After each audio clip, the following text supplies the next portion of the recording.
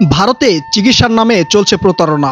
বহু বাংলাদেশিদের কিডনি অপসারণ অর্থাৎ চিকিৎসার নাম করে বাংলাদেশি রোগীদের গোপনে কিডনি খুলে নিচ্ছে ভারতীয় ডাক্তারেরা। এটাই কি প্রতিবেশী এবং বন্ধু দেশের বন্ধুত্বের নমুনা?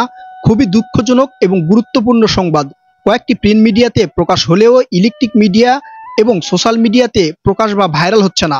বাংলাদেশি ভাইদের এইসব প্রতারণার হাত থেকে বাঁচাতে ভিডিওটি নিজের টাইমলাইন এবং বিভিন্ন গ্রুপে শেয়ার করার বিশেষ অনুরোধ করছি। আপনার শেয়ারের মাধ্যমে যদি একজনেরও উপকার হয়, মহান আল্লাহ তাআলা তার বিনিময়ে আপনাকে প্রতিদান দিবেন ইনশাআল্লাহ। রাত্রি 10টা থেকে ভোর 6টা পর্যন্ত মোবাইল নেটওয়ার্ক নিষ্ক্রিয় বা বন্ধ রাখার প্রস্তাব উঠেছে বাংলাদেশ জাতীয় সংসদে। যারা বিদেশে থাকে তারা পরিবারের সাথে কখন যোগাযোগ করবে, রাতে ছিনতাই, ধর্ষণ বা ডাকাতির কবলে পড়লে প্রশাসনের সাথে যোগাযোগই করবে বা কিভাবে? অনেক প্রশ্ন রয়ে যায় এই প্রস্তাবের মাধ্যমে। প্রিয় দর্শক, এইটা কতটা যুক্তিসঙ্গত বলে আপনি মনে করেন? অবশ্যই আপনার মূল্যবান মতামত কমেন্ট করে জানাবেন এবং সবাইকে জানাতে ভিডিওটি শেয়ার করার অনুরোধ রইল।